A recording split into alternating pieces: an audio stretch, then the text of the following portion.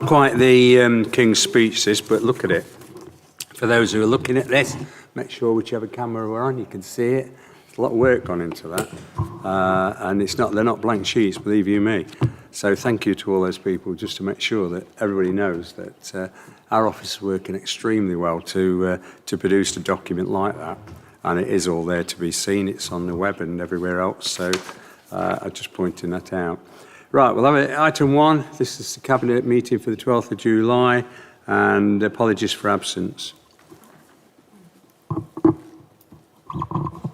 Thank you, Leader. Apologies of absence from Councillor Michael Payne, Councillor Marge Palin, Councillor Councillor Viv McCrossan. Thank you. Councillor Michael Payne MP. I think they've all been locked in. What I can gather, they're all locked in there now. They're not going to let them out till Christmas. Right, we're asked on item 4, which is on page 7 to 14, to note the contents of that. That's a forward plan. I'll move it.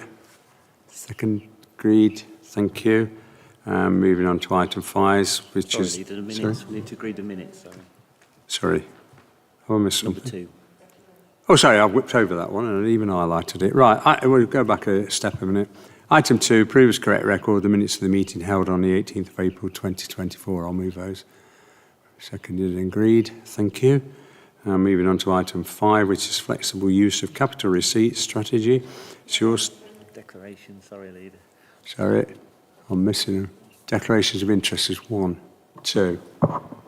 Yes, thank you, Leader. A non-pecuniary interest in item 12, the Community Infrastructure Levy report.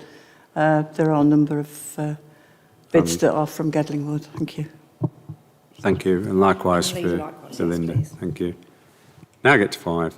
Flexible use of capital receipts strategy 24-25, and Tina's going to take us through that. Thank you, Tina. Thank you, Leader. So this is the first report that I'm going to talk to you about today. So as part of the Revenue and Capital Budget Report, which was approved by full Council on the 6th of March 2024, we set out proposed investment for the Council's transformation programme, in particular the digital data and technology strategy and the senior management restructure which is needed to enable that transformation programme to be delivered. The report details how we intend to fund that transformation through the new flexible receipts use of capital receipts strategy 24-25 and asks Cabinet to recommend the approval and adaptation of the strategy to full Council, after which there is a requirement to submit to the Secretary of State.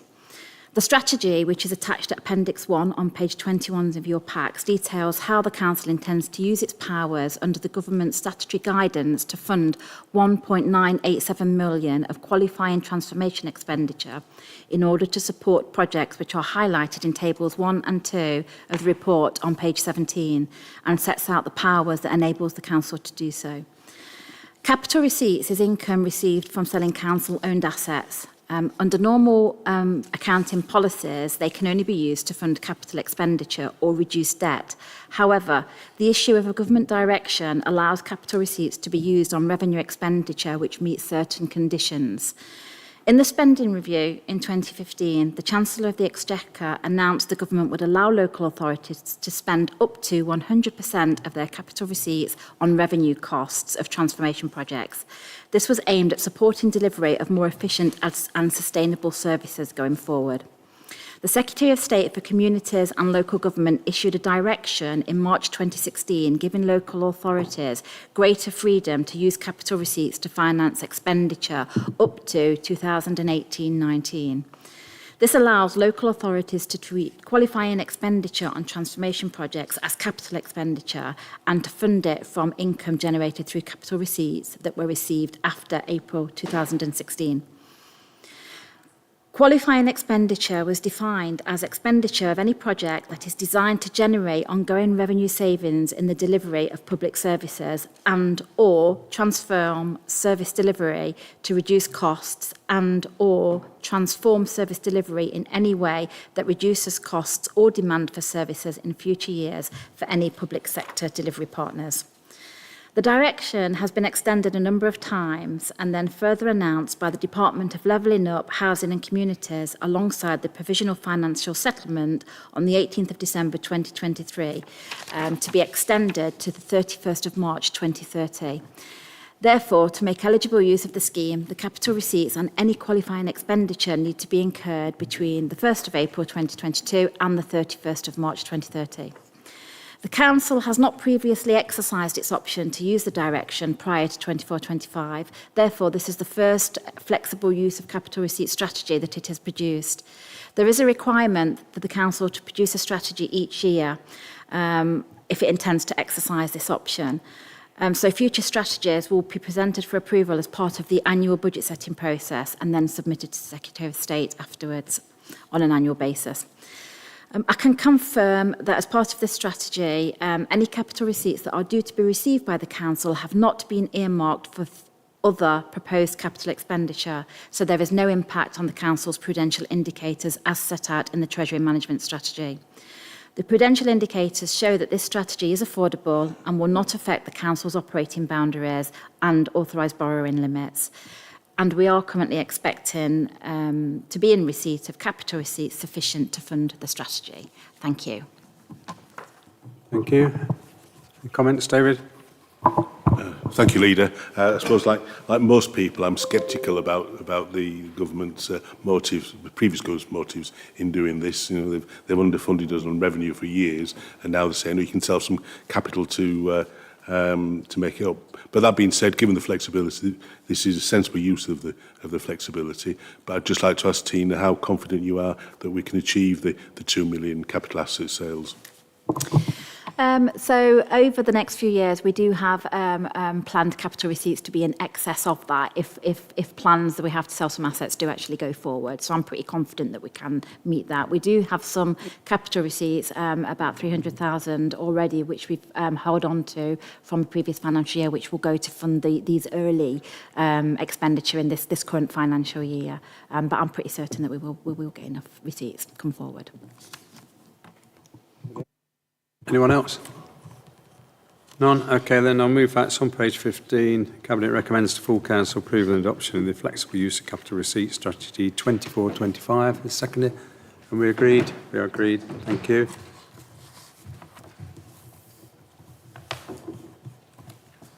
So the next one is Tina's as well. Okay. Thank you, Leader. So the second report that I'm going to present to you today is the Revenue Outturn Report for the year 23-24. So we started off the year with a net portfolio budget of 14 million. Actual expenditure for the year came in at 13.9 million. So we did report an underspend of £108,000. We did have a few finance variances that totaled around £63,000. So we have an overall underspend of 171,000, which will be a contribution to the general reserve, which will help to maintain the minimum balance required. So in terms of our general reserve balance, so we started off the year with a general reserve balance of £830,000. And we've had actual movements of 4 million during the year. So to be carried forward to the 31st of March 2024 was a balance of £4.9 million. And we have spoke about the general reserve balance quite a lot over the past 12 months. And you will recall that we had quite a substantial income from a VAT claim from HM Revenue and Customs, which has meant that our general reserve balance is quite healthy. The minimum balance required for 23-24 is just over £1 million, and the minimum balance is usually either 1 million or 7.5% of net revenue budget. So we do have some major variances as part of the outturn position, even though we did come in with a slight underspend. And you'll all be aware that as part of the the quarterly budget monitoring exercises that we do and bring to Cabinet for approval, we actually amend budgets on a quarterly basis. That's so that we don't carry over overspends or underspends into subsequent periods.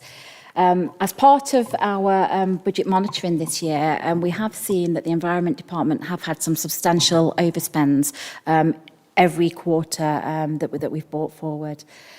These have been managed to be offset by other underspends throughout the portfolios, which include a net reduction of employee expenses, which is mainly due to vacancies, an increase in leisure income, and also substantial investment income, which we have earned through our treasury management activities. So if we have a look at some of those overspends in the Environment Department, you can see that we started off the year with an overall budget of environment of 2.4 million and ended up with 3.7 million pounds worth of expenditure. That's actual overspend of 1.3 million pounds, which is quite substantial. The majority of that was around waste collection and fleet management. So going forward, we need to do something about that. So what are we going to do? So we're going to have some additional scrutiny around the budget monitoring in this area. We're going to do something called a zero-based budgeting approach or bottom-up budgeting. So that's where we start from scratch and look at all of the services actually in that area. Because we need to determine whether budgets are actually correct and whether they do reflect service delivery. Also, there seems to be quite a reliance on agency staff, which is quite an expensive provision. So we need to have a look to see if staffing levels are actually correct to deliver the services that we need to be delivering in that area. And that will help us to determine what actually that base budget should be. Historically, we've always just done incremental budgeting, where we've taken last year's budget and just added amounts on for inflation. And judging by these overspends, it's quite clear that we need to do something substantially different in that area going forward. We've also got our digital data and technology transformation strategy that we've talked about in the previous report, and that will hopefully enable us to deliver more efficient and more effective services going forward as we look to digitalise and get systems in place, particularly around our waste management. And in addition to that, we will also, as part of this ongoing review, we will review service areas and consider any alternate options for delivery as appropriate going forwards.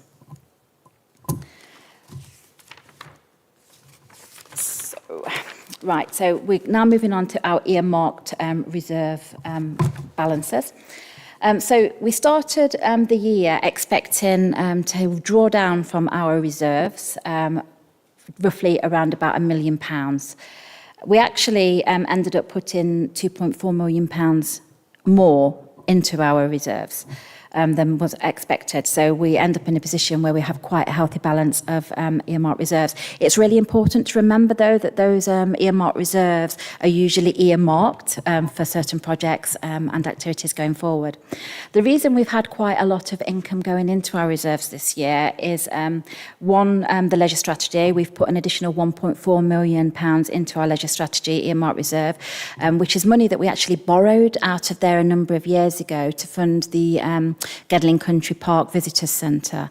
And we've actually been able to pay that back now that we've received the grant income that's come in for that.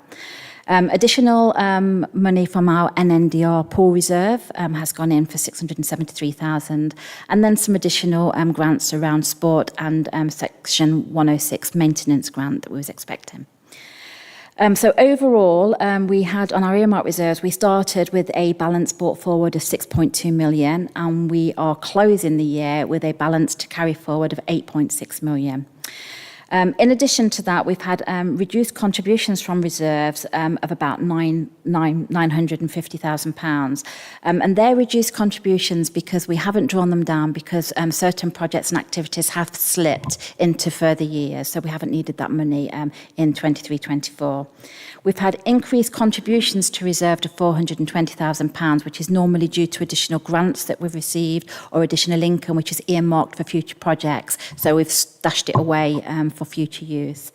And additional contributions from reserves for projects that perhaps we hadn't anticipated in the year. So we've had to draw down some reserves to fund some things that happened in year.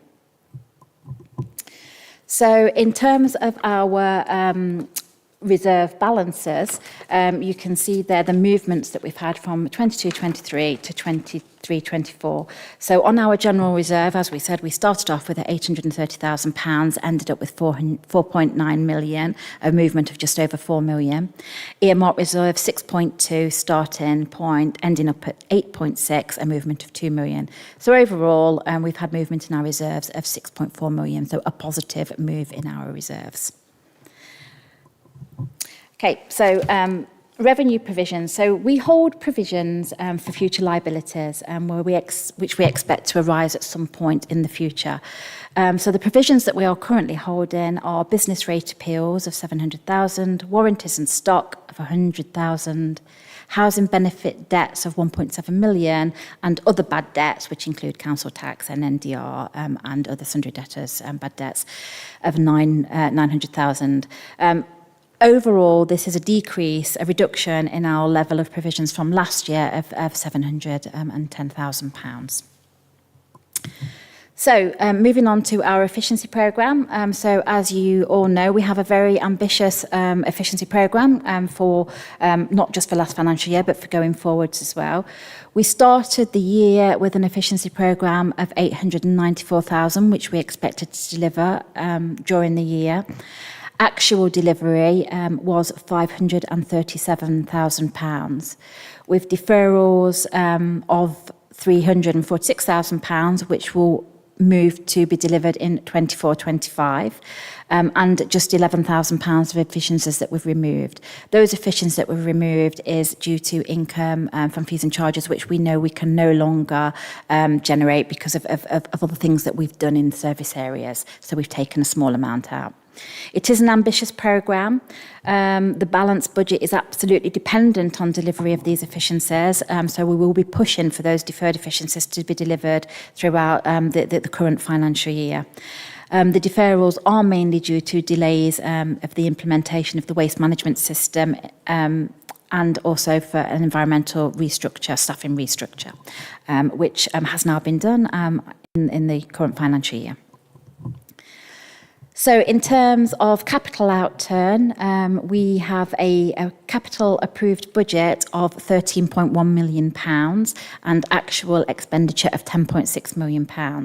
So a variance of £2.5 million, which I think you'll probably be aware is much better and much better than we have done before. We've spent more of our capital budget than we have previously. A lot of those programmes that we slipped from 22-23 into 23-24 have actually happened in 23-24. So the variance is mainly due to reprofiling and slippage of capital projects, and it represents just 18% of the budget.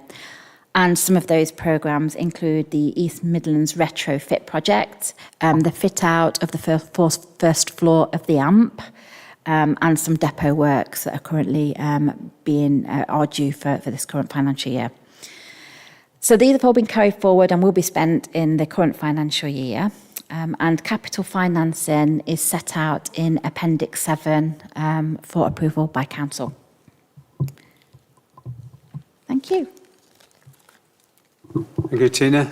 Any questions? David? Just to thank Tina for the report and the presentation, which made it so much easier to understand. Obviously, there are concerns about waste and environmental services, but the actions that are proposed seem to be quite sensible and seem to be hopefully get on top of those issues. There's just one that Tina didn't mention that I thought was worth mentioning. On page 41, I think, there's a paragraph about members' pots. Shows that the 61,000 that have been spent through the members' pots. I'm just thinking the opposition groups tend to think of that as a slush fund that they can raid for their budget amendments. But it just shows that we know the value of that little bit of money makes to all those voluntary organisations. I think it's something we should be proud of, that we've continued to support organisations through it. Thank you. Yeah, you're correct there, David. That's probably saved many of those smaller people that would have gone out of business or providing the service to the borough. So, and it's pleasing to see it as well, because in other places it's not always spent, members' pots, but the whole lot's been spent, as you can see there. Anyone else make a comment? Okay, I'll move it on. It's on page 30. There's 6 recommendations there. I'll move that. Seconded. We are agreed. Thank you. I'm still remaining with Tina. Yeah. Thank you. We're going to annual Treasury activity, which is item 7. Sorry. Thank you, Leader. This is my last report that I'm going to present this afternoon, and this is the annual Treasury activity report. So a little bit of background about this one.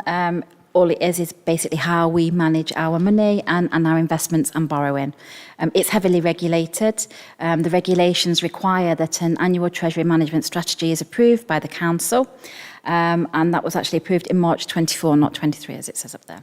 A mid-year Treasury management update, although we currently provide updates on a quarterly basis, so we have during 23-24, and an annual review which compares activity in year to the strategy, and that's what this report is all about.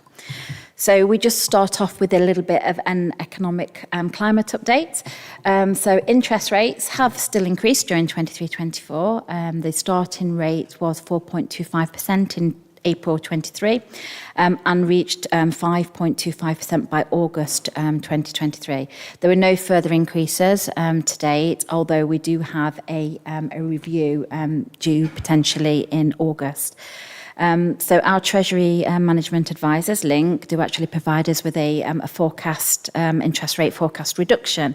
And what they expect is the reduction will go to 4.25% by December of this year, and then should hopefully reach 3% by September 2025, which is good news. But then it's good news for kind of like the general economy, but obviously for it does mean that we receive less interest on our investments as the interest rate goes down. So consumer price index rose by 2% in the 12 months to May 24, the same rate as the previous 12 months. It's well below its current, it's well below its recent annual peak of 11.1%, which was in October 2022. Our indicative modelled consumer price inflation estimates suggest that in October 2022, the peak was the highest rate in 40 years. The annual rate in June 24 has not been lower since April 21, when it was 1.5%, so it's good news.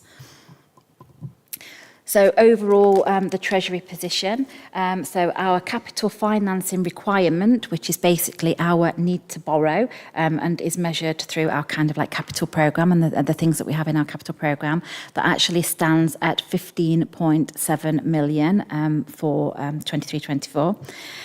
The actual amount of borrowing that we have, so our external debt, is 10.8 million. So that's an under borrowing provision of 4.9 million. Now you may think if we've got a financing requirement to borrow 15.7 million and we've only borrowed 10, what happens to that other money? That's what we kind of call internal borrowing. So we do tend to use money that we have available to us to fund capital schemes, and we will borrow at some point in the future. So what that 15.7 actually represents is the amount of money that we will have to borrow at some point in the future to meet all our capital projects that we've got in our capital programme. And out of that 15 million, we've already got 10.8 million. We haven't taken out any new loans in 23-24 because we have been able to use that internal borrowing, money and funds available to us, so we haven't had the need to take out any additional borrowing. So in terms of our investments, so this is basically a daily management of our cash flows. We do this on a daily basis. We identify what funds we have available to us in the short term, and we invest those in the most appropriate money markets, which is how we generate a return. And we call back according to our cash flow requirements, as and when we need money to pay things like wages, precepts, etc. As I say, we invest our money in the money markets to make a return for the council. Whilst we always aim for the greatest possible return on our investment, that's not our priority. Our priority first is security of those investments, and then liquidity, so how quickly we can get hold of that money and get it back when we need it. And whilst yield is still very important, like I said, it is kind of like the third thing on our priorities. All of our money market funds are low risk. The vast majority of them are AAA rated. And overall, we received an equated rate of return in 23-24 of 5.06%. So that's basically a weighted average of all of our investments. That's the average return that we returned, which was quite good. So in the year, the total amount of money that we actually invested in year was 16 million. We have a net investment position of 5 million. And now, as part of that, we also have £1 million, which we invested in the CCLA Property Fund.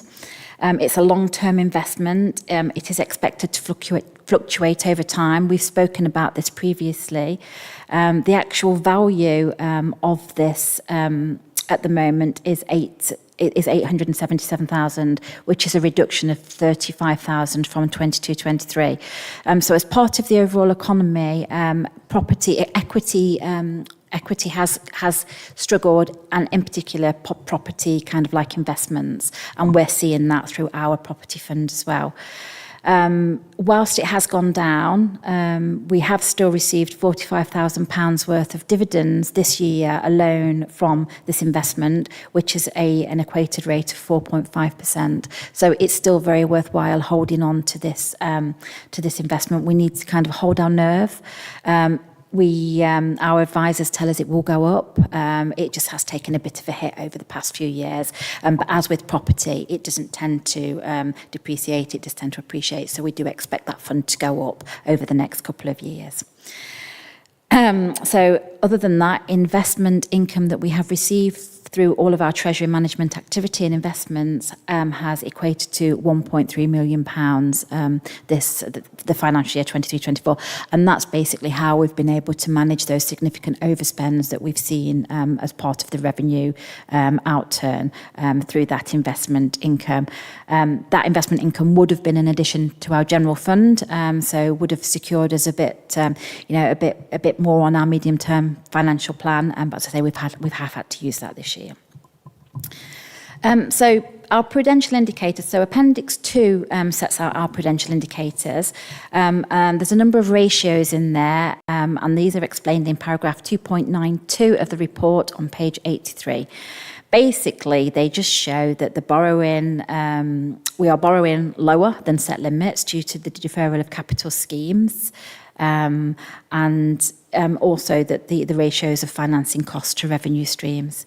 It is a bit technical, there's a bit of jargon there, but actually what you need to know is that the council continues to operate under the set boundaries and limits that members set at the beginning of the year as part of that treasury management strategy. So the strategy is set by members at budget time, and officers have to work within that framework. Thank you. That's all I have on that report. Any questions? No. Okay, any questions? No questions. Another efficient report, easy to read, and a lot of time gone into it, so thank yourself and the team. On page 75, we've got the recommendation. The members approve the annual Treasury activity report for 23-24, then refer it to full council for approval. So that's the next one. Is that a week on Friday? Or? It is. It is required by regulations. So I'll move that. Seconded. We are agreed. Thank you. Moving on now to David now. Q4 year-end performance information. Don't ask too many hard questions to David because it's his first time doing this. I did last year. Did you? Obviously, a memorable experience. Okay, go for it. So you can ask questions, it's all fine. Thank you. So, first of all, the purpose of the report is to introduce to you Q4 and year information for actions and indicators. I think at section 1.4 in the report, there's a link there for some more detail if you wanted more detail. But today, what I'll do is just cover things in sort of summary terms. In terms of actions over the year, of the 69 actions that were supposed to be completed during the year, only 8 have been carried forward. So again, in terms of what the leader said at the start of all of this, there's a lot of work goes on in the year. And even for the actions that we haven't completed, yes, we're pushing those forward into current year as well. In terms of indicators, because you'll understand that obviously a lot of the work we do is monitored through performance indicators to senior leadership team and to yourselves to make sure that we stay on track, that we can identify where performance is starting to drift and understand why, and make changes as well. So for quarter 4, of the 30 indicators that we had expected to monitor against, only one at the moment we're falling behind. And that's to do with sickness, and I think more on that story later. I'll come on to that with some more detail in a little while. More broadly, in terms of the whole year indicators, rather than going through the report, what I'll do is have a wander through the presentation that we've put together. So, just to start with, I suppose the first question that is kind of obvious, which is, well, how do you know how well that we're doing? And some of this will be familiar to you from last year, but surveys, satisfaction surveys, and surveys more generally, so that whenever we undertake a major project, introducing a strategy, just doing work with the community, often the starting point is consultation. We need to find out what people think. None of us are experts. Actually, the experts are the people that pay the council tax and the business rates. We get information from the performance targets and actions that we've spoken about, complaints and compliments. Again, I'll come to some more detail in that a little while. Complaints and compliments mainly from service users, all residents, businesses. Casework, letters from MPs, and also casework from you as members. Who else knows better what's happening on your patch than you do? So your input is well, invaluable. You know, you're the sort of voice, I suppose, from the what you hear on the ground. Benchmarking against other organisations, other local authorities. And the slide says, well, value for money and financial appraisal of services, which is fine.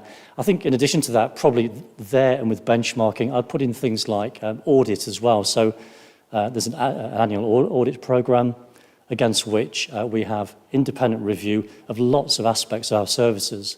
People come in and scrutinise that, and you know, it sounds nerve-wracking because sometimes it is, isn't it? But it's really positive because actually then we understand, okay, in terms of best practice, in terms of things from a new pair of eyes, where can we do better? So in terms of the indicators themselves, some of these will be familiar to you from last year, some are new. A difference between this year and last year is you'll recall the Gedling plan, a new Gedling plan, 4-year plan, set out against the 4 priorities. So what we've tried to do is group some of the indicators and feedback on the indicators into those priority areas. Won't cover them all, but one or two sort of highlights, I suppose. Top middle talks about the average time to process new housing benefit claims. Target 15 days, actual reality 13 and a half. It's really good because obviously people depend on money. Last year, we did really well on that indicator as well. But, it's a bit of a spoilers thing, in 3 slides' time, I'll show you some red ones where we haven't quite met the target. Only 2. But last year, for the housing benefit claims that were existing, so a variation to existing claims, that was one of the red things, red indicators. This year it's not. So actually, you know, what we're doing is working really hard to, well, prioritise new claims, but to actually pay everybody quickly on time, because money, you know, nowadays is even more important and valuable than it had been in the past. And these are the people, perhaps, are the most vulnerable people in the communities that we have. Really good stuff there. There's a grouping of leisure, I suppose, indicators there. So number of visits, number of members. The thing that really throws me is the swim scheme, 4,000 members. That's grown over quite a short length of time. The team in leisure services has just really taken that off since COVID. Again, you read it, you think, well, it's just a number. It's 4,000 people. But I'm an old bloke. I can remember when I learned to swim what it meant and what it's meant since. And actually, you know, serving people, improving lives, it's life story stuff. And actually, it makes a difference. So it's a real thing, isn't it? You know, and those of us that can swim kind of remember that sort of stuff. It's a really important kind of life moment. ties in with the health agenda, as do the 1.1 million visits over the year for the leisure centres. Disabled adaptation grants, £1 million. Again, it kind of covers there what they're about, and you know what they're about. But it's often just simple stuff. It's the handrail, it's the slope, it's the easy way to get into a bath that keeps people at home, that stops them being, this sounds awful, not, I was going to say a drain on other services. That's an awful word, I don't mean that. But what I mean is it takes away the need for other services to provide additional support for those people. It's a way of actually allowing any one of us the dignity of staying at home. It's real stuff, you know, serving people, improving lives again. Place, in terms of priority, the second one is place. So those of you that were here last year, my fascinating fact, do you remember how much carbon a tree strips out in a year? I know, 25 kilograms, okay. So last year, we planted about 2,500 trees, I think, 2,400. So it stripped out 60,000 tonnes of carbon. This year, an additional 90,000. It's big numbers, you know. It's a drop in the ocean in terms of the planet, but it's a great step. Other things in there as well, I'd pick out things like the food premises scoring 4 or 5 in the national hygiene standards. So our environmental health officers don't just go out and issue notices. What they do is encourage, they train, they try to work with businesses to be successful. And that's a real credit to the businesses, that 96% score, but it's a real credit to those officers as well, the time they spend, you know, helping people to be successful in the establishments in our borough. What else? So Nathan Wall did a great presentation to senior leadership team a week or two ago. And the bottom right-hand slide is, I suppose, a summary of some of the work that he's beginning to do. Again, working with our local businesses to try to encourage them, to grow them. Again, not everybody's an expert, particularly when you start a new business. You know, helping to bring those businesses together, to learn from each other, to identify where mistakes are made. It's really practical stuff. You know, we don't have a team of 20 people. We just don't. But what we can do is to work with people effectively to bring about that change, to encourage the change. Jobs fairs. The thing that I kind of really like, because of my background maybe, is the placements, the work placements. Some of those are school placements. Some of those are working age placements. Again, it's about encouraging people to show an interest. It's about encouraging people to understand what local government does in communities. So for one of the placements, you'll understand that we work closely with West Notts College to provide supported internships. So they're young people with additional needs, often additional learning needs or physical disability. And I won't name names, that's not appropriate. But what I would say is that we've run this scheme now for 4 cohorts, and it's been a great success. And for the cohort where the interns just left, that person, I'm told, has moved from the shy, retiring young person that they were into someone that really takes part in a team. It's the confidence, it's what you do next after you've been to that college, it's how you get a job. And the really delightful thing was that the manager of the team talked to me about the difference it made to the team and perceptions, because we all have perceptions. We do. But actually, it turned them around. And again, the experience was a really positive experience for those people in the team. So for me, that's one that kind of sticks out. And the council, priority for the council. 98% of the council tax collected, great news, money coming in. One at the bottom, I suppose, for me, 98.5% of invoices paid quickly. Again, back to the small businesses. I mean, businesses fail for all sorts of reasons, but cash flow is definitely one of them. And actually, leading by example is a great thing to do. I suppose what I'd say, maybe still looking at the 94% of call rates, calls answered or calls back made, and 93% of customers surveyed being satisfied with customer service. It's a really great result.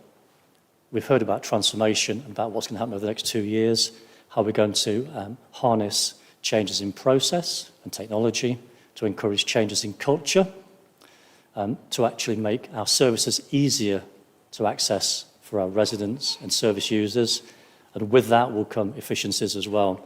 My expectation will be that over that length of time, those figures will change and be more positive. They're great now, really good, and I know how hard those people work, but the ambition will be to improve further.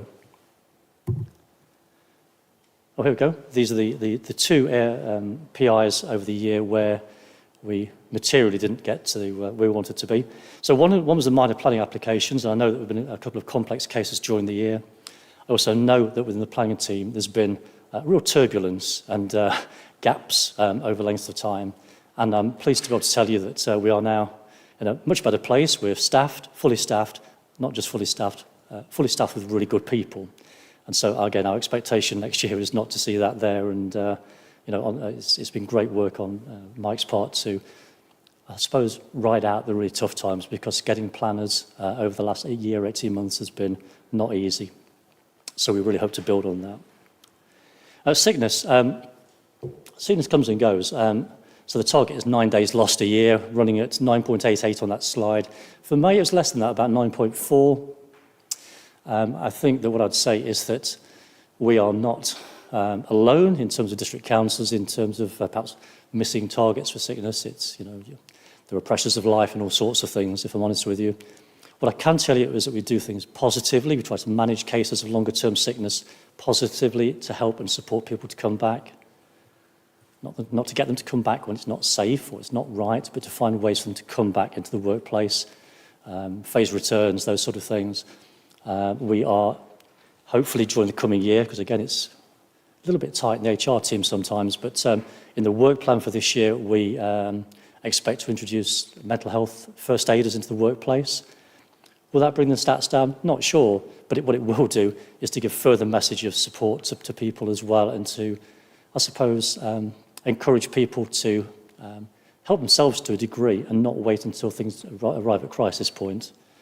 We do lots of things already. We have access to physiotherapy services, we have access to mental health support. So what I would say is, yeah, the target was missed, it was, but lots of positive things are happening.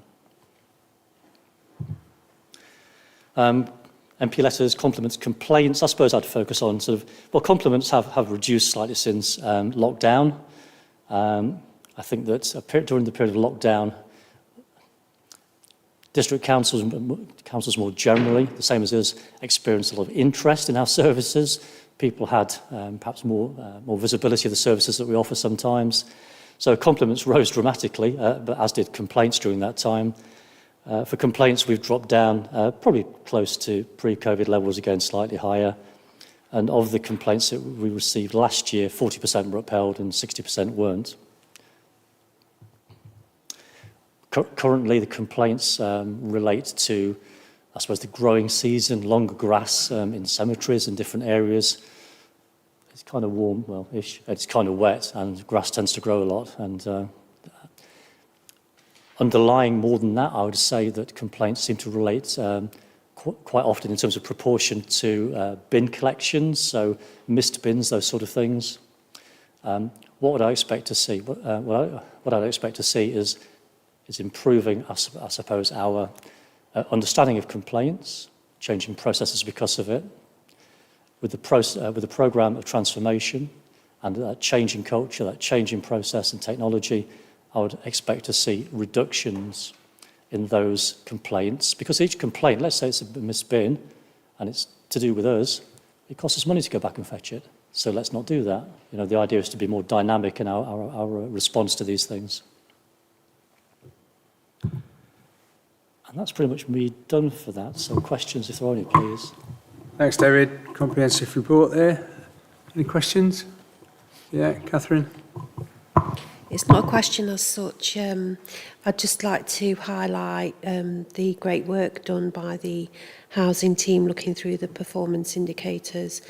The communications team have done well above target with their performance indicators. The Bonington Theatre and also the Nathan Wall's team as well, and Sam Palmer's team regarding the disability adaptations as well, enabling people to stay in their own homes. So lots of good work being done. Thank you.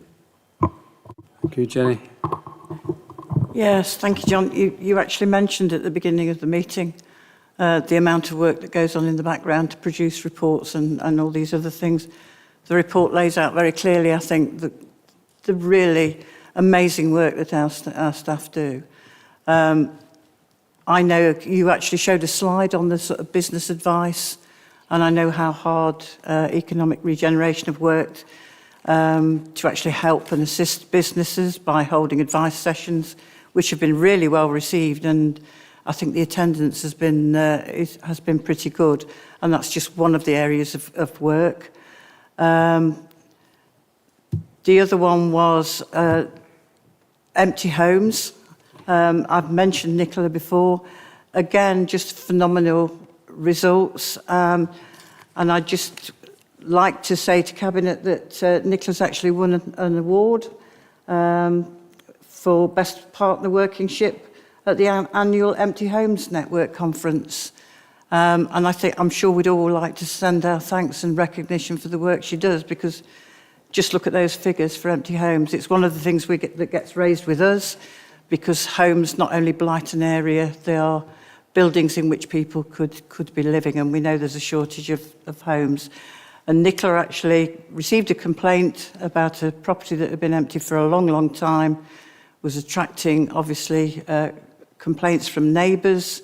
The owner, unfortunately, didn't really know what to do about it, so she worked with the owner and an outside agency to get the house renovated and fit for sale, to resolve that awful problem. And for that, she won an award because she thought outside the box and was prepared to look at other ways of working and not just the sort of obvious ones. So thank you to Nicola for that. The 4 Green Flag Awards, absolutely amazing to get those again. Again, it's our staff, our Parks and Street Care staff, our rangers, working with the Friends groups, and it's that collaborative working with the community that helps us to be so successful. So well done to all the parks that retain that flag, and look for them to being raised at some point in the future on the parks. Thank you, Leader. Thank you, Linda. I was just going to reiterate everything that everybody said. Thank you very much for the teams for all their hard work. And I wanted to commend the Council for bringing in the mental health. Thank you very much. I am a mental health first aider for my job, and I have found it very supportive to staff as a signpost. And it's excellent to see that you're supporting your staff rather than discarding your staff for mental health as well as physical health issues. So commendable, and I do hope that it helps the staff. Thanks, Linda. Henry? Yeah, I'd just like to reiterate everything that's been said by colleagues. I'd like to also say a massive thank you to the leisure team. Their performance has been outstanding, with over 1 million attendances over the past 12 months or so. I believe that's actually better than it was prior to COVID, so they've done a phenomenal amount of work there to bring residents in, helping to improve the health and well-being of our local residents. Thank you. Thanks, Henry. I think all those comments back up what we've been saying for years, is that we cannot do it without the staff, and the staff go that extra mile. And I suggest that people, that often we get criticisms that come in, some are justified, but if you look through this, and I would say to people listening to this or looking at it, get the facts right first. These are the facts, and there's some good reading there. There are some warning signs, which are quite clear, which we'll take notice of, and staff will take notice of, but moving in that right direction. So I will move that recommendation on page 95, the seconder, and we are agreed. Thank you. Now we're still... Thank you, Leader. So much shorter this time, really, I suppose. The Gedling plan will say very similar things to the things that I've just spoken about. But I guess what I would say is it's a document of celebration. We do have 436 souls sailing on the ship, and you said what I'd say, I think, thank you, which is that I don't know a single one of them doesn't work hard. We have ups and downs with 1 or 2 people, but I've never met anyone in my working life that would say I want to do a bad job. It really is a credit to people to turn out what we have done. So the annual report is, as I say, it's a document of celebration for me, really. I mean, it sets out some of those bigger achievements that we have put in place over the year. It summarises those. It's it's a great new design, so thank you to the comms team and the design team. It reflects the fact that we have a new Gedling plan as well. This is a summary of the new Gedling plan. I guess what I'd say really is that it being a celebration document, what I'd like to see is that it's used in its widest sense. So again, it's obviously something for the website and sort of through the comms channels as normal, possibly referenced through the Contacts magazine. But for me, it's also about letting people know and understand who work here what's happened, because we do work in different parts of the organisation. We don't all get to see each other or know what each other does. And so my hope this year would be that we really sort of press that and get that sort of circulated in appropriate ways so that people can understand what we have achieved as a council. So probably nothing else to say really, I don't think, about that. It's a document that I'd recommend a proper read of. It's great. And just recommend the recommendation, Chair, please, to accept the annual report and the methods of circulation. David, any comments? None there. One for myself is a pat on the back for comms team. It looks brighter, it looks cheerful, and makes you want to look at it and to read it. So thanks for the efforts that have gone into that, and to many other things that are there, because some of the stuff that's gone through here, some of the information is there. Like I said previously, is that people need to access it before they make any sometimes scurrilous comments. Right, it's on page 169. That's recommendation. Recommended that the Cabinet approve the proposed Gedling Plan Annual Report 23-24 for wider publication internally and externally as described within the report. I dare say that the press will be looking at that, and they'll be coming back and we'll do comments to suit. I'll move it. Seconded. We all agreed, thank you. We're moving on fast now. There's a spoiler warning now because it's Lance. That's me. Well, it's not, it's Mike, sorry, first. Tell you in a minute. Mike's going to do is the Council Productivity Plan. Thank you, Leader. I'll make you wait for the big event in a while. So, so thank you, Leader. This is the Council Productivity Plan. So, as part of the local government finance settlement announced a long time ago now by Michael Gove as the then Secretary of State for Levelling Up Housing and Communities, even the department name has changed now, and that was on 5th of February 2024. He did set out a new requirement for all local authorities to produce a council productivity plan. This plan is to cover 4 main areas as set out in the report. Firstly, how we'll transform our services to make better use of resources. Secondly, how we will take advantage of new advances in technology and make better use of data. Thirdly, how we will reduce wasteful spend. And finally, to identify any barriers that the government could help that could help improve and prevent poor activity. So it's really key, that one. I think that would have been the chapter they would have looked at had they still been in power. So, what did we do? So officers took this brief and thought, we don't want to do a document that sits on the shelf gathering dust. A lot of people have paid lip service to this, particularly as the election was looming. We took a different approach. We wanted to make this a really positive and helpful document, and hopefully, as you can see in the appendix, it is hopefully what it says on the tin.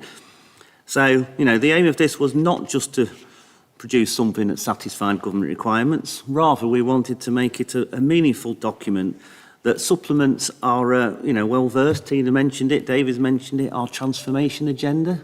Huge vision that we want to do around transformation. We wanted this document to supplement that and work with it and provide an effective improvement delivery programme over the next 2 to 3 years. So hopefully you'll agree it does set that out, and I think it's a really helpful vision for that period. Going back to the details of the reasons for it, the government did set timescales for submission to the relevant government department. Not aware that this has changed with the incoming government, so we are still abiding by those requirements, and that submission is to be made by Friday, the 19th of July. And also, we've got a comms team at the back to get it published on the website, our website as well. So I didn't really want to go into the detail of the appendix. I think it's self-explanatory. As I say, I keep pushing it, but it really does supplement and deliver on our transformation agenda, and it's something we're really proud of. And I think it sets a roadmap now for improvement, as everybody wants, officers and members alike, wants us to get through. And again, Tina will be happy because it helps us get towards our efficiency targets as well. So happy to leave it there, Leader, and answer any questions. Okay, thanks, Mike. And yeah, I'd welcome this. I mean, yeah, fully welcome it. The fact, I think probably transformation and AI and things like that are going to answer a lot of the questions that they're asking. Right, any questions? David? Yes, thank you, Leader. Yes, I'd echo that. I think it's a well-written document which seems to pull together strands of work that we were already had in mind, or certainly were in the back of the Chief Executive's head, if nothing else, and put them on paper. And it's pulled together a list of transformation activities, which I think we can all get behind. I do find it's the underpinnings from the previous government, though. You know, there's the particular line they put in there about how stopping doing discredited equality, diversity and inclusion programmes, which is pure culture war stuff and real divisive stuff, which thankfully, hopefully, we've now got rid of. And certainly we know from the current ministers they recognise the overheads caused to local government by the various bidding regimes and have indicated an intention to try and get rid of some of those, whether they're real bidding regimes or spurious bidding regimes, but get rid of them and we can work in a better partnership. So I think this is a good document to go forward, and I hope that the new government will respond in kind. Thank you. Hopefully, I've not heard all the King's speech today, but hopefully we've got a 3-year plan on finance that will give us some bit of leeway there and a bit of flexibility. Anyone else want to ask any questions? There are none on there. Okay, on page 179, the recommendations are approves Council's productivity plan for publication and submission to the Department to Levelling Up Housing and Communities, refers the report to the full Council for information, and it should say on there, thank Mike for doing that. Moving recommendation. Thanks. We agreed? We're agreed. Thank you. Moving on. Now it's a big act, and I said it would spoil the thing, is so we've got to put them on a time clock or something. Like, because we've beat this to death, and there's a lot of work which I thank you, Lance, and the team that's for it. And we've also got our star person in our portfolio holder who has been on the radio today, Henry Wheeler, and thanks to Radio Nottingham, because I think they give it a fair whack. They were out on the streets there, and it seemed to be quite a positive response that came back from people who were asked, about our plans in this leisure plan. So who wants to go first? Do you want to go first, Lance, and then we'll go to Star? Absolutely, thank you, Leader. A pleasure to be back at Cabinet today.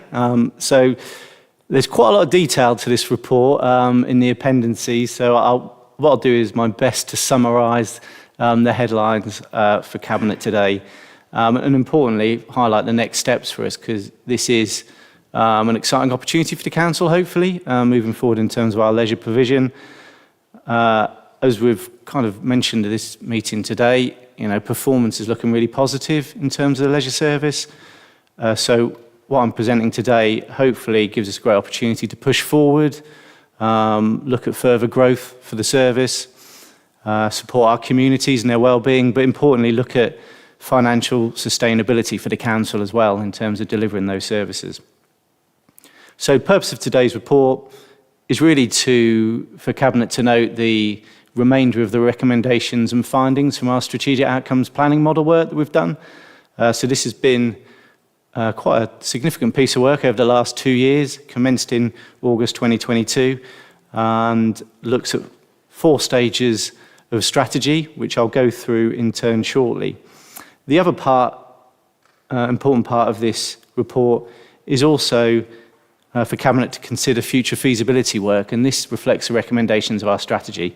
In particular, it's around the future development of a new Carlton Leisure and Community Wellbeing Centre, and for Cabinet to authorise the commencement of that development, but also authorise consultation with the wider community in terms of how that centre might look. So just reflect on the strategic outcomes planning model. I came to Cabinet in November, if you recall, and we presented stage 1 of that strategy, and that was the vision and outcomes for the council in terms of how do we get our population more active and more healthy. And there was a vision adopted and key outcomes for the borough as well for us to develop. And those outcomes linked directly to the Gedling plan itself. David had spoke about it, the Gedling plan, the themes of economy, community and place. So our commitment around making people active and healthy is very much themed around what we're trying to achieve with the wider Gedling plan. The other key thing around those strategic priorities which we adopted was an overarching theme of financial sustainability. So actually whatever we do moving forward, it needs to be financially viable and really meet the aims and objectives in our medium-term financial plan. So Appendix A gives an overview for Cabinet in terms of those aims and those outcomes that were adopted in November. This report goes into more detail around the other stages of the strategic outcomes planning model. So there's a lot of detail there. Just a reminder for Cabinet that that model of work, that strategy, really follows a methodology from Sport England. The benefits of that is following the expectations of Sport England and their guidance really helps to ensure that what we have is a robust evidence base moving forward. It also gives weight for us to look at allocating resources and obtaining funding to support the work we want to do in future. The stage 2 of the strategic outcomes planning model is around insight, and this is very much around the socio-demographic context of the council and our understanding of the needs of the community, whether it's demographics, whether it's health profile, whether it's around their behaviour and activity. But it also looks in detail around our own leisure facilities. It looks at the performance of those facilities. It looks at the market demand and supply and opportunities around developing those facilities too. It also looks at the provision we have outdoor as well in terms of our parks and open spaces. We adopted a play and pitch strategy in November as well, so it reflects on the findings of that. And most importantly, what the insight chapter of our strategy does, it looks at the findings of public engagement and consultation, which is a key part of developing our understanding and need of the borough. It's not just about the data, but it's actually the views and what people feel about the changes we want to make. And as the leader said, on Radio Nottingham, people have spoken today about some of these plans, and it's important that we take on board those views and thoughts as we move forward. So Appendix B gives an overview of that detailed insight that we've used to develop both the outcomes and vision, but also that insight is very key to the next stage of the strategy, and that's around stage 3, which is interventions and how we look at delivering the strategy, both in terms of service interventions, how we work with people directly, but also how we look to develop our facilities, our leisure facilities for the future. The chapter also reflects on how we may want to operate in future, so it gives us some background information to consider our future decisions around operational delivery, specifically of leisure centres and how they can be financially viable for the future. So the detail of stage 3 of the strategy can be found in Appendix C, and a key element of this is really what's called the indoor built facility strategy. So this is a document that underpins some of the recommendations that have been put forward in stage 3. And this is really a key focal point for this report today and the recommendations in terms of the key recommendations that our consultants, Max Associates, who have pulled this strategy together, have put forward for us. So I'm just going to run through what some of those key recommendations around our leisure facilities are in the report for Cabinet's information. Firstly, regarding Carlton, there's a recommendation to actually look at a new super leisure centre for Carlton area, and that's around developing new facilities on the Richard Herod site, and that's around enhancing what we currently have across Carlton Foreman and Richard Herod. How do we improve and grow the opportunity around those current facilities, whilst also considering what's offered at Richard Herod and trying to accommodate that on that site. For Arnold, the strategy also recommends new leisure provision. So again, this is about enhancing what we currently have across 2 sites in Arnold, at Arnold Leisure Centre and also at Redhill Leisure Centre, and bringing the wet and dry side provision that we currently have together. It also looks at providing a separate venue for the Bonington Theatre, our key cultural facility for the borough, in order to increase its viability. Then finally, in terms of Calverton Leisure Centre, what the strategy recommends at this stage is that we continue to operate Calverton, but also we look at its long-term viability. So Calverton is a joint use site. We work alongside our partners, Nottinghamshire County Council and Red Hill Academy Trust. So we don't own the site, but actually as a recommendation, we do need to explore the future viability around condition surveys on that site and how we can offer that service to people of Calverton into the future. So clearly these recommendations in stage 3 of the strategy highlight a need for us to transform our leisure centre provision. It talks about new facilities for both the Arnold and Carlton area.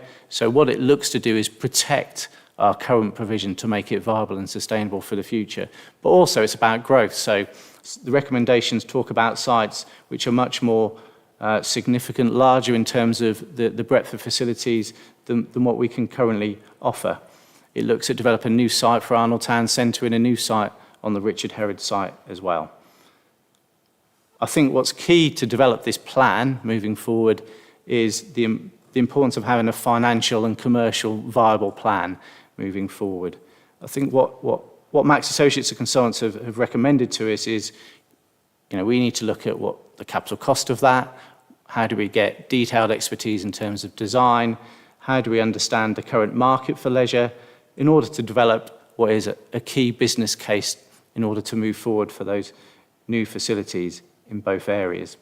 And again, financial sustainability is very key moving forward with this. Our leisure facilities currently have a subsidy on the council of up to £2 million, and we recognise that that's not sustainable moving forward.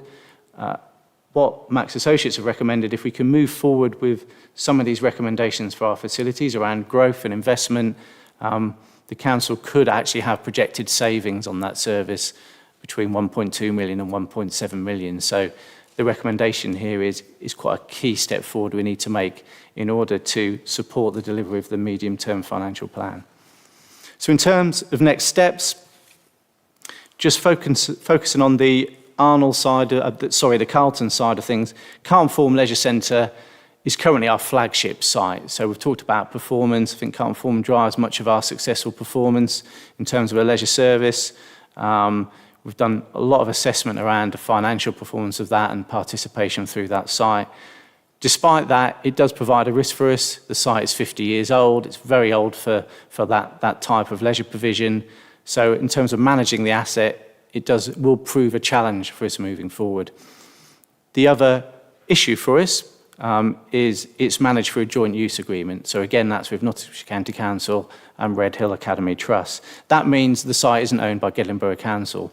So our flexibility in terms of what we do with that site is limited. We will need to work in partnership with our partners there. We don't own the site, and so any further development of that site would prove a challenge for us moving forward. In terms of Richard Herod, we own that site and we solely maintain that site. Richard Herod also provides the highest subsidy of all our leisure facilities. So moving forward, I think the priority for us as a council is to look at the Carlton site and how do we combine the successes of Carlton Forum with the community offer of Richard Herod, and it's deemed a priority in terms of this plan for development moving forward. It would need a mix of capital receipt and prudential borrowing to move forward on any development of a new site. But given the financial scenario for the council, the reality is investment in one site is only the feasible way forward at the moment. So the preferred site for that would be a new Carlton Centre on the Richard Herod site. Again, to make that happen, where there needs to be some significant feasibility plan and work, which at this stage we've not been able to do. And that would require a full business case and us to determine what the site would look like in terms of facility mix and how it would be operated as well. In order to do that, we need to do considerable stakeholder and community engagement with the community. We need to understand what they would like to see at such a site, and that would be a key element to inform what would be included within a building and what types of services we'd look to deliver from that site. In order to move forward, we talk about detailed design. The recommendations of this report is to look at commissioning some design work up to REBA Stage 2 standards at this stage to really give us an idea how do we develop the business place for the future of that site. Just reflecting on the recommendations around Arnold in particular. So I've mentioned the priority has to be Carlton moving forward. However, that doesn't mean we're going to leave Arnold. Cabinet will be aware that we've got our Ambition Arnold regeneration programme. So at the heart of the visioning for that work is a development of new leisure and cultural facilities for Arnold. So through that regeneration programme, we still have the opportunity to look at design work and consider what the opportunities around the Arnold facilities may be for the future. And that includes, obviously, the future development and ideas for a new Bonington Theatre too. Just one final comment. Should we move forward with any future capital development regarding a new Carlton Leisure and Community Wellbeing Centre? Obviously, that'll be on the Richard Herod site. I think operations at Carlton Forum would continue until that new site is open. So our commitment here is to maintain that continued operation of service of that key flagship leisure centre if we were to move forward with any construction of a new site. So I'd like to bring forward the recommendations from this report to Cabinet. So they are that Cabinet note the research findings and recommendations from the Strategic Outcomes Planning Model Strategy Stages 2, 3 and 4 and its associated indoor built facility strategy. Secondly, Cabinet agreed to a pre-construction feasibility programme in relation to the development of a new Carlton Leisure and Community Wellbeing Centre on the Richard Herod site up to REBA Stage 2. Thirdly, Cabinet agreed to the establishment of a project board and project team to lead on the development programme for the new Carlton Leisure and Community Wellbeing Centre. Fourthly, Cabinet authorised consultation with stakeholders and residents regarding the facilities, activities and services to be included in a new Carlton Leisure and Community Wellbeing Centre. And the fifth recommendation is that Cabinet note that environment be approved by the Chief Finance Officer from the Leisure Strategy earmarked reserve for £500,000 for the pre-construction feasibility programme for a new Carlton Leisure and Community Wellbeing Centre. Thank you, Lance. And before we move on and ask for any questions, and before I bring in Henry, just to say my personal thanks and the Cabinet's thanks for your work, because we've been pushing and shoving you for 2 years or so. And Mike on my right here has also been doing the same thing. And then, you go back, you talk to the people, you talk to all these different people. There's something now that people can scrutinise. I know that Rob and his team have done a lot of work with getting communications right, and people are they right, Rob? Coming back now, people are really getting interested in the project. But I think we ought to promise as well that we won't spend money that we can't, we can't afford. So we've got to get these figures right. And with inflation, it's still quite high and not expected to fall probably for the next year or so, then we need to get these sums right. So, but thanks, and personally thank you for the efforts you put into it and all the people that have helped you. Star.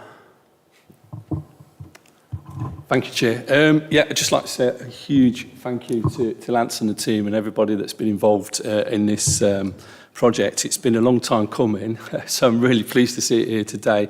What I will say is this shows ambition for the future. It shows a commitment to invest and modernise our leisure facilities in the borough. There's no running away from the fact that our assets are ageing. Carlton Forum is 50 years old, Arnold is over 40 years old. So we need to look at transforming our leisure assets into buildings that are viable for the 21st century. So providing good health and wellbeing activities and facilities inside, but also making them carbon neutral as well, because by making these buildings carbon neutral, assuming we get the funding for this, that will reduce our subsidy and mean that we're actually making income as people are coming in rather than spending huge amounts of money on fuel bills, etc. I'd just like to reiterate everything that Lance has said. Lance has actually said a lot of what I was going to talk about, so he's beat me to it there.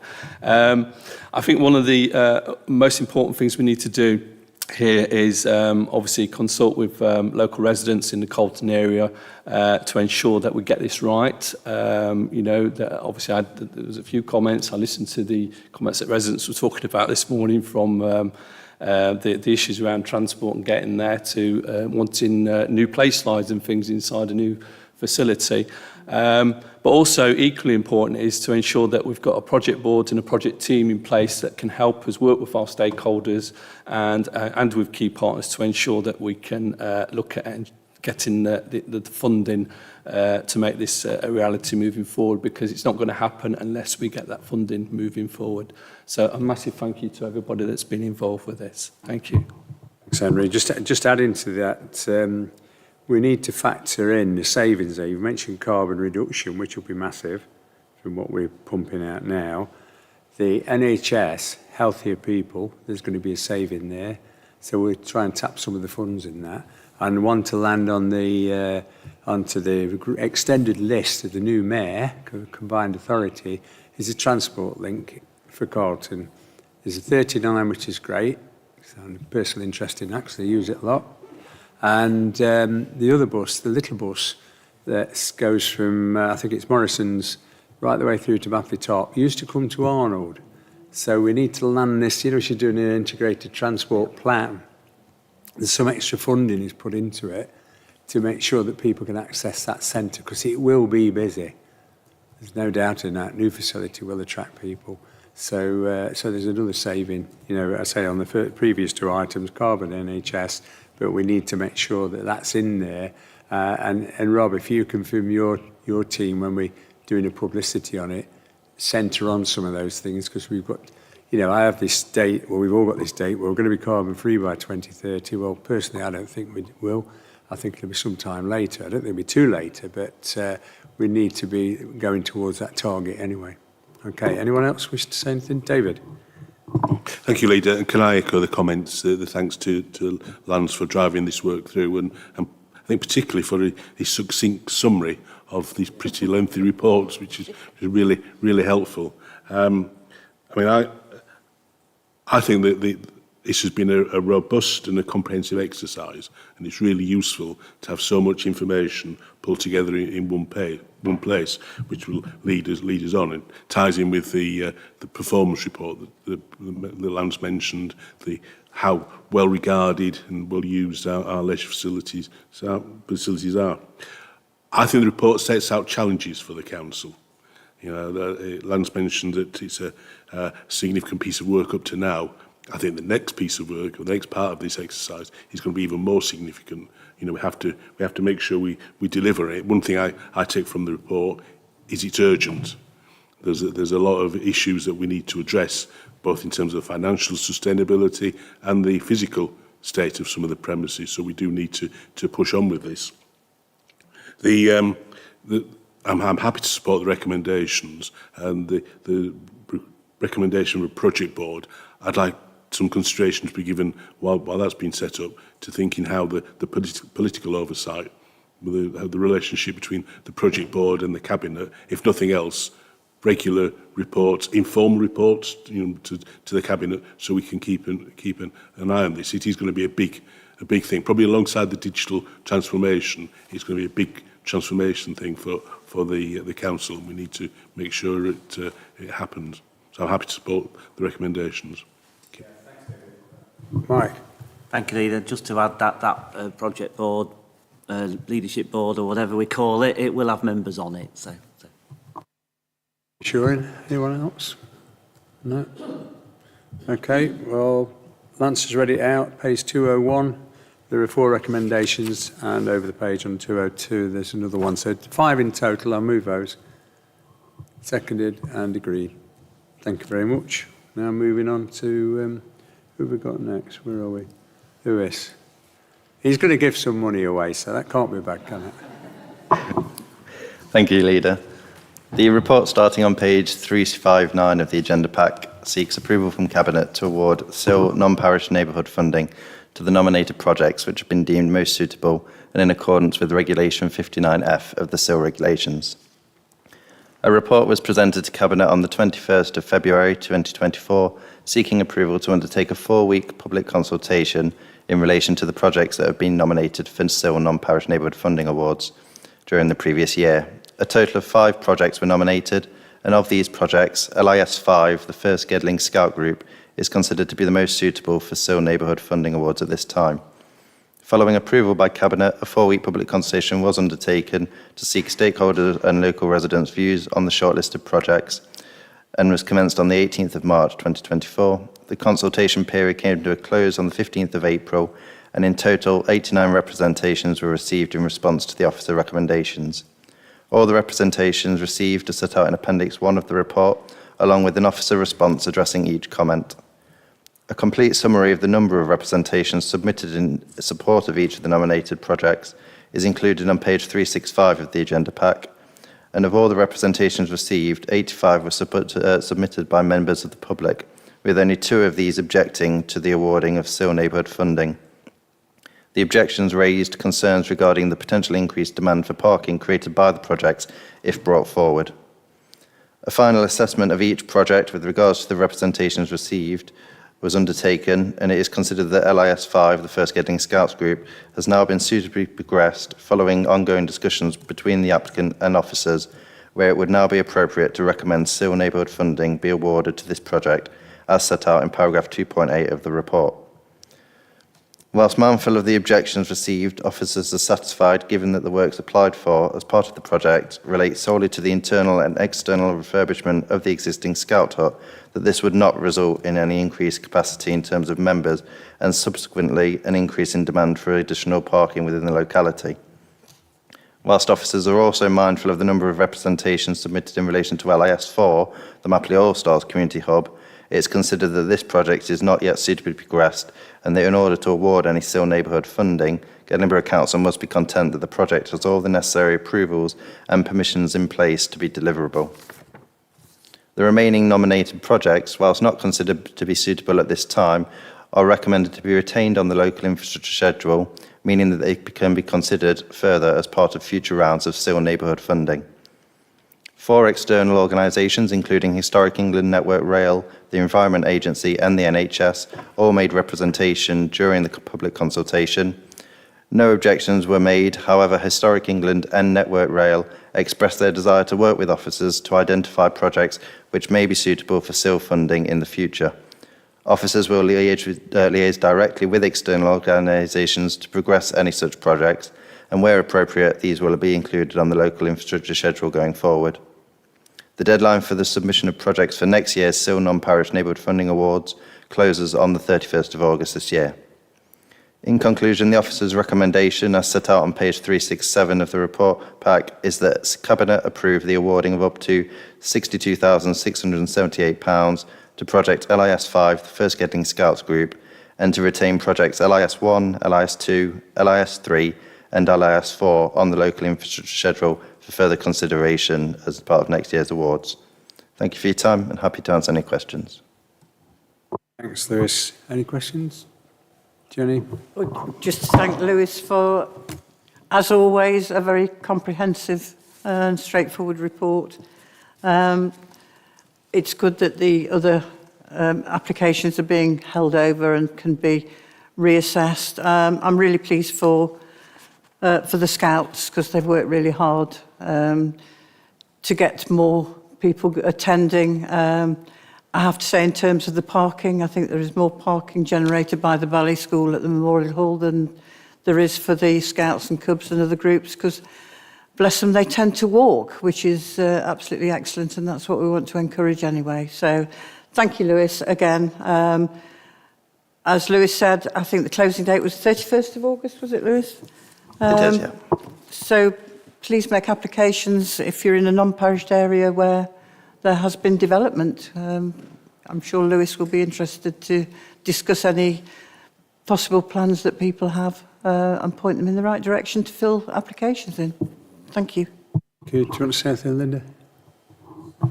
Thank you, Leader. Just to reiterate exactly what Jenny said, really, really great report. Thank you very much. And it's encouraging to those that have felt difficulty applying how much help they're receiving. The Scouts particularly, they got a lot of help to put an application in, which was successful. So thank you very much for you and the team for aiding everybody in receiving that fund. Thank you. I suppose I should have declared an interest. I was a Cub Scout and a Scout for donkey's years, which is one of the greatest foundations for anybody. And if you've been in the building trade like I have, if you see somebody try and tie a set of ladders on, you can tell who's been in the Scouts and who hasn't. They're all fingers and thumbs.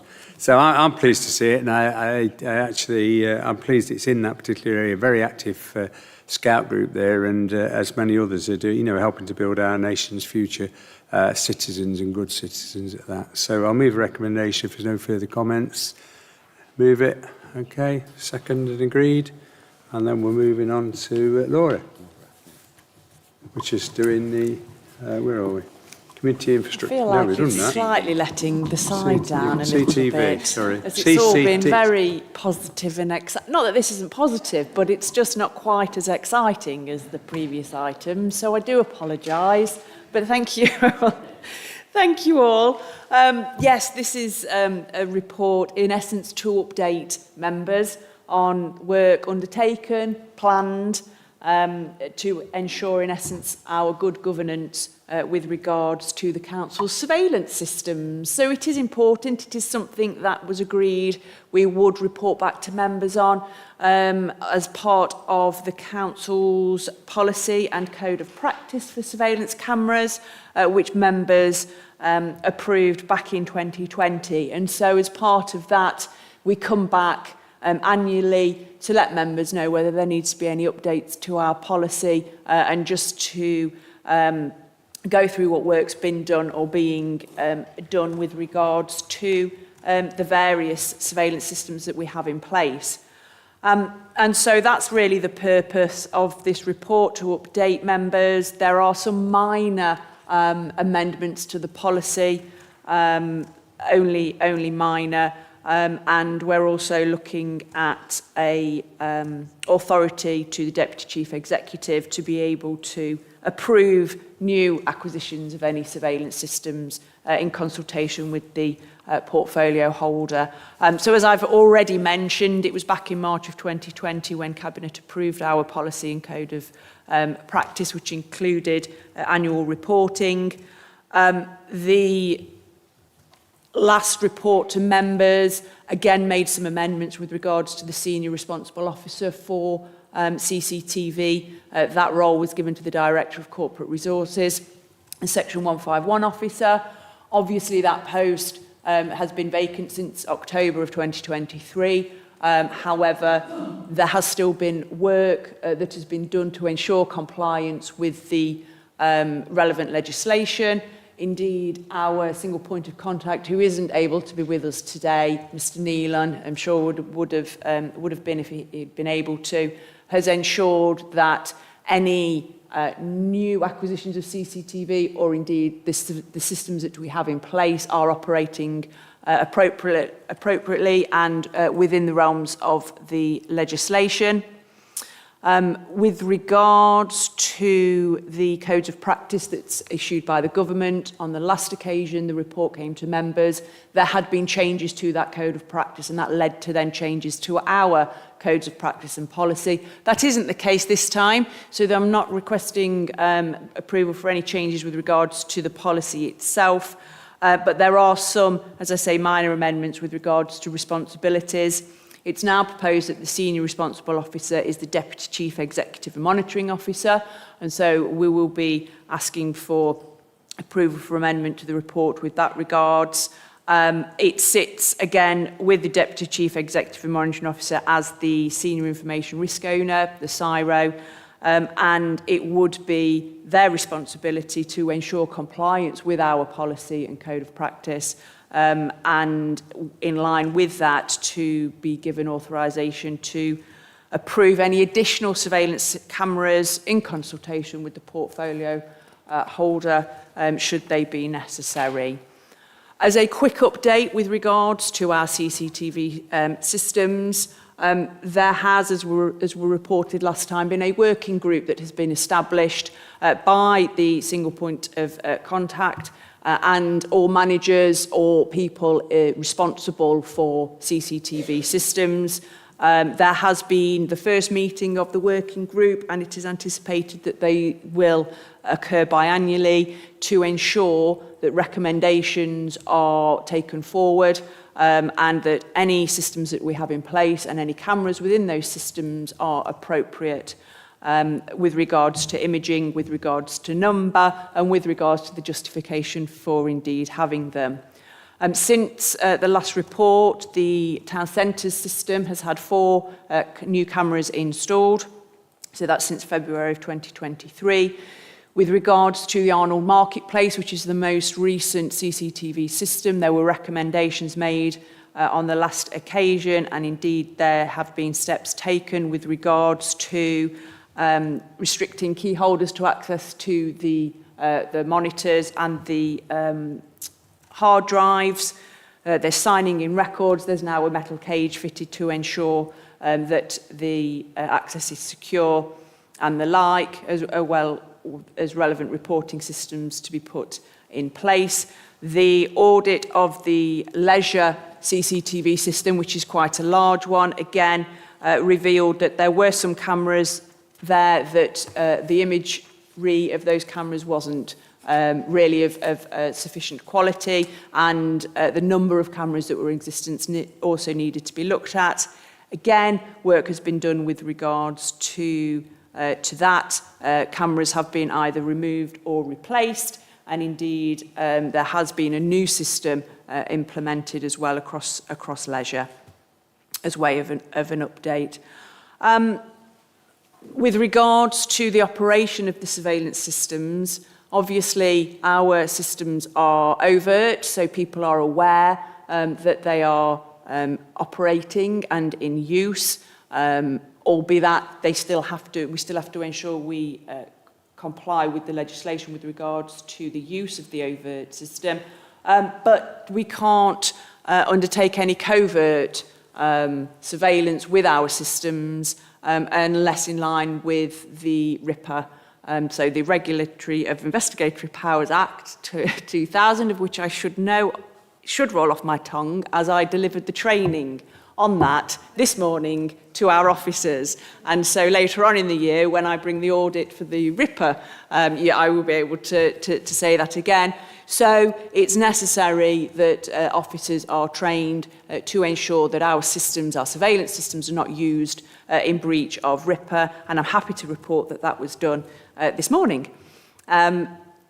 Since the last report to members, there have been 90 incidents recorded by the CCTV control room where the CCTV was used to prevent and detect crime, including assaults, some public disorder incidents, shoplifting, drug use and dealing, and to support the police in arrests. In addition, it's been used to assist finding 100 missing people. And the cameras were used in 233 incidents where enforcement officers needed to review images to assist in functions. So that's a way of updating to the importance of the systems that we have in place here.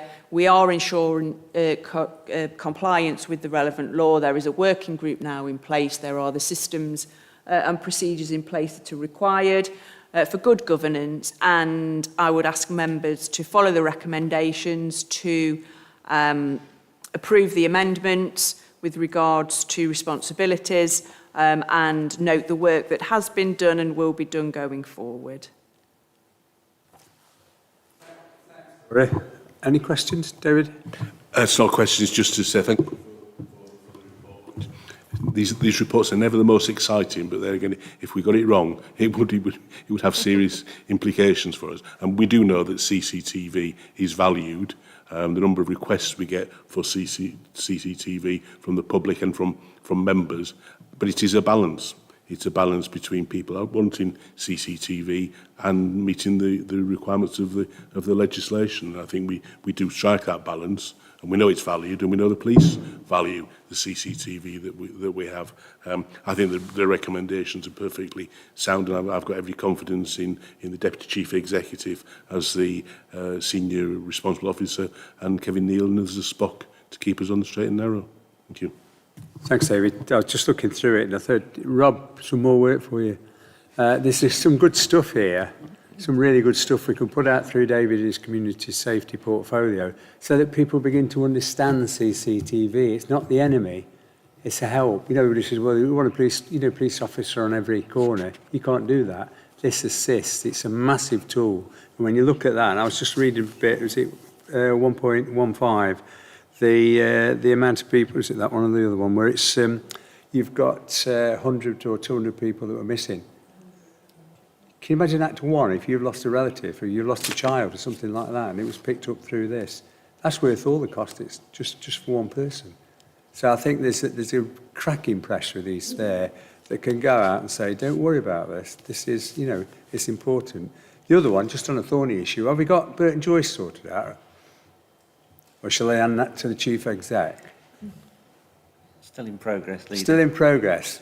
For those who are listening, we're trying to get, we'll put the camera in, and Burton Joyce, is it Parish, have got to pay for the yearly rental of it or something like that. And it's a simple thing in my mind that could be overcome quite quickly. The camera is there ready to be sighted, but whose responsibility is it? Is it Parish responsibility? I could ask the lawyer. Is it their responsibility? But somebody needs to make a bay, because, you know, Burton Joyce is a nice, leafy area, but they still have problems like everywhere else, and I think it should be resolved as soon as possible.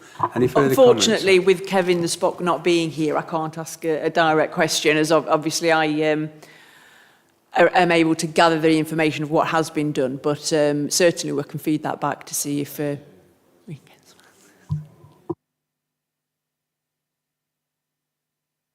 Yeah, thanks on that. And so if we can do it'd be a cracking press release, this would, and take out that mystery that people sort of, spy in the sky. Well, if you're doing nothing wrong, you ain't going to be nicked, are you? So anyway, I'll move the recommendation, which is on page 397. Thank you. Seconded. We are agreed. And I think with that, we're about there. Yeah, well done. All right. So we'll say thank you for everyone. And I've got County Council tomorrow to enjoy, and the rest of you enjoy your day tomorrow and the weekend that's coming up. Thank you.